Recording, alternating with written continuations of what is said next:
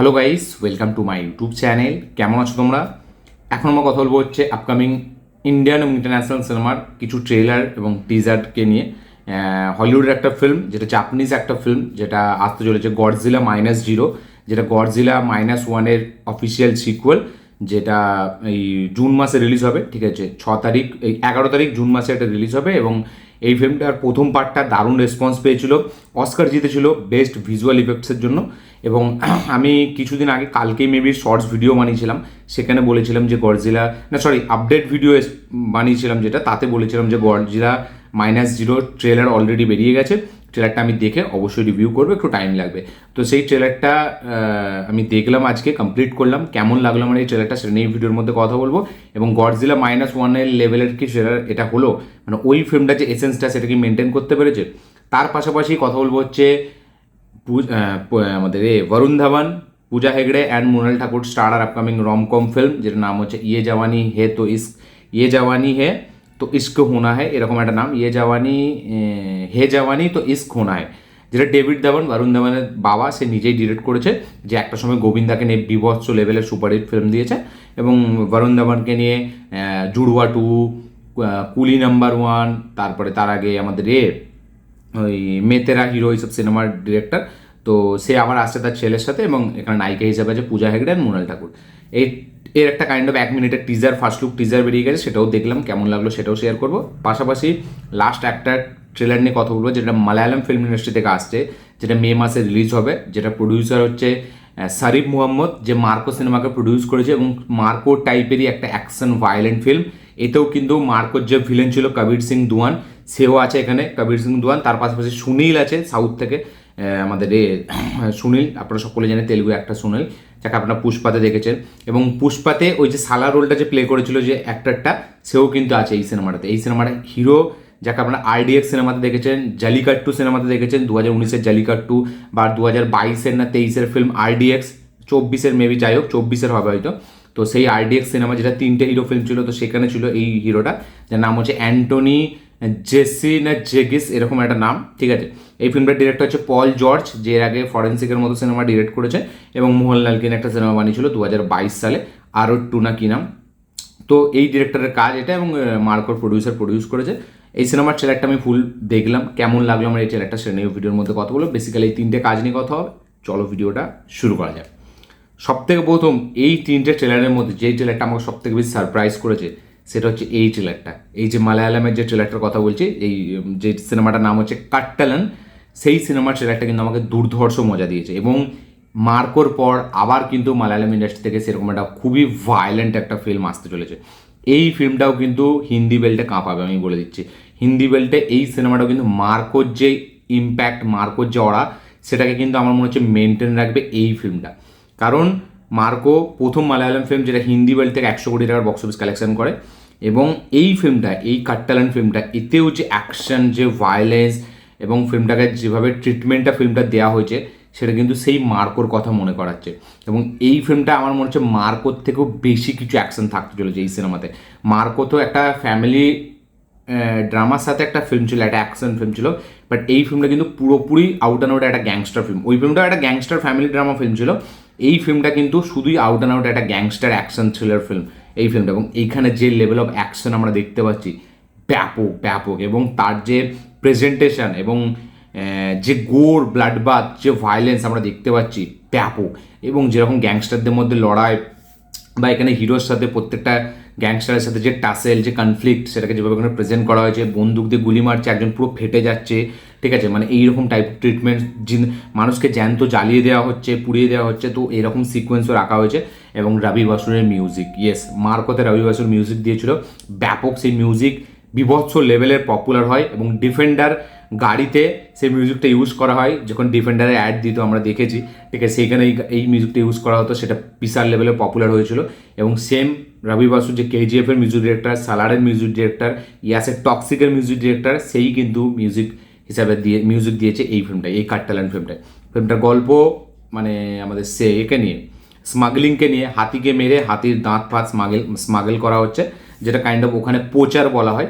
তো সেটার উপরেই এই সিনেমাটা ডিল করছে, সেই টপিকের ওপর সিনেমাটা ডিল করছে। এবার মালায়ালামে আছে, পুরো ট্রেলারটা আমি বুঝতে পারছি না গল্পটা কী হবে, বাট 2-3টে গ্যাংস্টার আছে বা একটাই গ্যাং, যেটার একটা লিডার হচ্ছে কবির সিং দুয়ান এবং তারপরের লিডার হচ্ছে সুনীল। তারা জঙ্গলটা দেখায় এবং কবির সিং দুয়ান এর ওপরে মাস্টার মাইন্ড, যেরকম মার্কোতে ছিল। তো মেবি সেরকম হতে পারে, বা এখানে আলাদা আলাদা গ্যাংস্টারও হতে পারে, বা গ্যাংস্টারদের মধ্যে ঝামেলা, তার মাঝখানে পড়ে যাচ্ছে আমাদের হিরো এবং তার সাথে সবার গ্যাংস্টারের লড়াই। বাট ফিল্মটার যে এক্সিকিউশন, যে প্রেজেন্টেশন, ভিজুয়ালি যেভাবে ট্রিটমেন্ট দেওয়া হচ্ছে সিনেমাটাকে, সেটা কিন্তু দেখতে বেশ ব্যাপক লাগছে এবং খুবই ভায়োলেন্ট একটা ফিল্ম হতে চলেছে। অ্যাকশনটাও কিন্তু বেশ হেভি এবং হিরো ভার্সেস ভিলেন্সদের যে লড়াই, সেটা কিন্তু দুর্দান্ত হতে চলেছে। তো বক্স অফিসে আবার একবার মালায়ালামের কোনো একটা ফিল্ম, একটা অ্যাকশন ভায়োলেন্ট ফিল্ম, সেটা কিন্তু একটা ব্যাপক নাম কামাতে চলেছে এবং তার পাশাপাশি বক্স অফিসে টাকাও কামাবে। তার পাশাপাশি কিন্তু আবার এই যে অ্যাকশন ভায়োলেন্স একটা ফিল্ম, সেটার একটা ছাপ কিন্তু আবার মালায়ালামের এই ফিল্মটা ছেড়ে যাবে, যেটা আমার দেখে মনে হচ্ছে। এবং গল্পটা হাতিকে স্মাগল করা নিয়ে এবং যেভাবে হাতিগুলোকে মারছে, তাদেরকে যেভাবে মানে তাদের উপর অত্যাচার চালানো হচ্ছে, সেটাও কিন্তু খুব ব্রুটাল। তো আপনারা চাইলে গিয়ে ট্রেলারটা দেখতে পারেন, খুবই ব্যাপক একটা ট্রেলার। যারা এখনো দেখেননি, আমি তো হাইলি রেকমেন্ড করবো ট্রেলারটা দেখুন, দেখে কমেন্ট করবেন আপনি কী বক্তব্য, কী মতামত, কী রিয়াকশন এই ফিল্মটা দেখার জন্য, কার কতটা এক্সাইটেড। যারা মার্কও দেখেছে তারা কিন্তু এই ফিল্মটার জন্য বেশ এক্সাইটেড থাকবে। আপনাদের কি বক্তব্য শেয়ার করবেন। আমার কিন্তু মিউজিক, ভিজুয়ালি ট্রেলারটাকে যেভাবে প্রেজেন্ট করেছে, হিরো ভার্সেস ভিলেনের যে লড়াই বা যে গ্যাংস্টার, যে ভায়োলেন্স, ব্লাডবাথ, গোর, ভায়োলেন্স যেটা দেখাচ্ছে, সেটা কিন্তু বেশ ব্যাপক। তো আপনারা দেখুন, দেখে কমেন্ট করবেন আপনাদের কী বক্তব্য, কী মতামত, কী রিয়াকশন। মে মাসে এই সিনেমাটা থিয়েটারে আসছে। সেকেন্ড যেটা আমরা কথা বলবো, সেটা খুবই একটা খারাপ, একটা মানে মুড খারাপ করে দেওয়ার মতো একটা টিজার, যেটা হচ্ছে হে জওয়ানি হে তো ইস্ক হোনা হ্যায়, পূজা হেগড়ে, মৃণাল ঠাকুর। এবং এই ট্রেলারটা রিলিজ হওয়ার পর থেকে মৃণাল ঠাকুরকে নিয়ে প্রচুর লেভেলে ট্রোল হচ্ছে। ইয়েস, তার যেরকম ড্রেসিং স্টাইল এই ফিল্মটায়, অনেকে বলছে সাউথে সে একরকম কাজ করে এবং বলিউডে তাকে এরকমভাবে নোংরাভাবে প্রেজেন্ট করে। সে বলিউডে কেন কাজ করে, বলিউডে স্ক্রিপ্ট সিলেক্ট সে করতে পারে না, এরকম মানে একটা দিকে ছবি রেখেছে বিকিনি পরার কাইন্ড অফ একটা ছবি এবং উল্টোর দিকে সীতারামের শাড়ি পরা ছবিতে, এরকম নিয়ে মৃণাল ঠাকুরকে নিয়ে প্রচুর ট্রোল হয়েছে। এবং মৃণাল ঠাকুরকে নিয়ে এর আগেও এরকম ট্রোল হয়েছে, যখন সীতারামের মতো সিনেমা করেছে, তারপরে যখন সে ফটোশ্যুটে অন্যরকম ফটো দিয়েছে। তো মানে যখন সে এমনি তার সোশ্যাল মিডিয়াতে যে ফটো ছাড়ে, তো সেই নিয়ে অনেক ট্রোল হয়েছে, ঠিক আছে, সেইটা নিয়ে নতুন কিছু কথা নেই। বাট আমি যদি কথা বলি, সিনেমার টিজারটা আমার লাগলো কেমন। এক কথায় দেখুন, এইরকম সিনেমা সেই জুড়ওয়া 2, মেতেরা হিরো, কুলি নাম্বার 1 বা গোবিন্দা একটা টাইমে যেরকম সিনেমা করেছে, সেই সেম টেমপ্লেটের সাথে আসা সিনেমা, সেম স্ট্রাকচার, সেম একটা জনারকে ফলো করছে, সেম টেমপ্লেটকে ফলো করছে। এবং বাবা ডিরেক্টর ডেভিড ধাওয়ান, সে একটা টাইমে বেশ ব্যাপক কাজ করেছে গোবিন্দাকে নিয়ে, বাট এখন তার আমার মনে হয় না সেই সেন্সটা আছে যে কমেডিটাকে দারুণভাবে পুল অফ করবে। এবং একটা বলিউডের রমকম ফিল্ম, যেরকম বরুণ ধাওয়ান টাইপ অফ একটা ফিল্ম হয়, ঠিক সেরকমই। যদিও বর্ডার 2 দিয়ে বরুণ ধাওয়ান ভালো একটা কাইন্ড অফ অ্যাক্টার হিসেবে কামব্যাক করেছিল, সেটা আবার এই ফিল্মটাতে ডুবিয়ে দেবে। এবার দেখুন, 2016 না 2018 যখন জুড়ওয়া 2 আসে, সে কিন্তু বক্স অফিসে ভালো রেসপন্স পায়, 200 কোটি টাকার কাছাকাছি বক্স অফিস কালেকশন করে। তো এবার দেখা যাক, বলা যায় না একটা অডিয়েন্স, একটা টাইপ অফ অডিয়েন্স আছে যারা এই ফিল্মগুলোকে দেখবে, ঠিক আছে। কারণ এখানে হিরোইনদেরকে যেভাবে প্রেজেন্ট করে বা হিরো একটা কনফিউশন কমেডি যেভাবে ক্রিয়েট করা হয়, তো কিছু সেকশন অডিয়েন্স আছে যারা এগুলো দেখতে পছন্দ করে।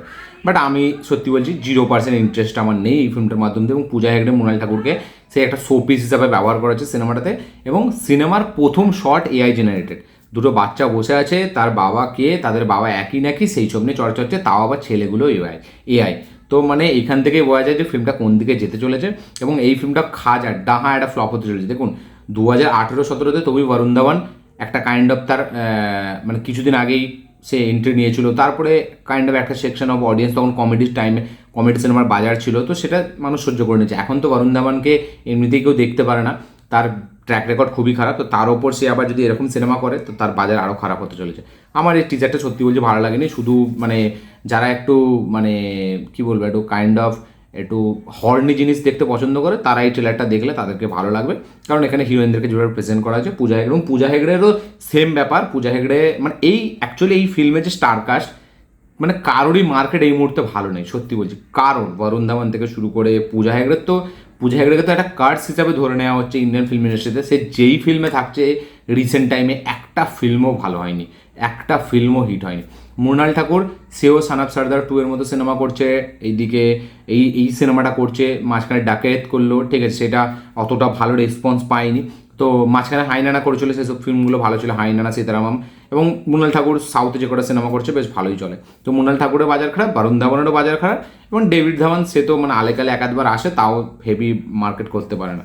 তো এই ট্রেলারটা, এই টিজারটা নিয়ে বেশি কথা বললেই আমার খারাপ লাগছে। টিজারটা এমনিতে আমাকে বিরক্তকর লেগেছে, এবং সেই গোবিন্দার পুরনো বইয়ের যে গানটা সেটাকে রিক্রিয়েট করা হয়েছে। তো আপনারা চাইলে গিয়ে দেখতে পারেন, দেখে কমেন্ট করুন আপনার কী বক্তব্য, কী মতামত, কী রিয়াকশন। আমার টিজারটা সত্যি বলছি একদম জমেনি, আপনাদের কী রিয়াকশন শেয়ার করবেন। নেক্সট যেটা কথা বলবো সেটা হচ্ছে আমাদের গডজিলা -0 নিয়ে। তো এই ফিল্মটার ট্রেলারটা আপনি দেখুন, এবং সেই গডজিলা -1 যে ভাইবস সেটা কিন্তু ফিরে আসছে। এবার আমরা গল্পটা দেখতে পাচ্ছি, গডজিলা -1 2 বছর কেটে গেছে, এবার আবার কিন্তু গডজিলা আসছে অ্যাটাক করতে। এবার শহর মানে দেশটা চেঞ্জ হয়ে গেছে, এবার সে কোথায় আসছে অ্যাটাক করতে? আমেরিকাতে। ইয়েস, আমেরিকা মানে সুপার পাওয়ার দেশে এবার আসছে গডজিলা অ্যাটাক করতে। এবং আমরা দেখতে পাচ্ছি ওই যে এর স্ট্যাচু অফ লিবার্টি সেখান থেকে হচ্ছে পাস হচ্ছে এবং কাঁপছে, এবং মিউজিকটা শুনতে পাচ্ছি আমরা। ব্যাপক গডজিলাটাকে যেভাবে প্রেজেন্ট করেছে, এবং গডজিলা -1 2 বছর কেটে যাওয়ার পর আবার কীভাবে গডজিলা আসলো, ওখানে তো মেরে দিয়েছিল, তো আবার কী করে আসছে, সে নিউ ইয়র্কে কী তাবাহি করছে। এবং একটা শট আছে পার্টিকুলার, যেখানে একটা এই যে হিরোটা সে এয়ারপ্লেনটা চালাচ্ছে, ঠিক আছে, এবং মাঝখানে গডজিলার মেবি ওই যে যে ওর ভেতর দিয়ে যে এটা বেরোয়, রেডিয়েশনটা বেরোয়, সেটা সবাইকে সব ভাঙা জিনিসগুলোকে জড়িয়ে রেখেছে। তো ওই সিকোয়েন্সটা বেশ ব্যাপক।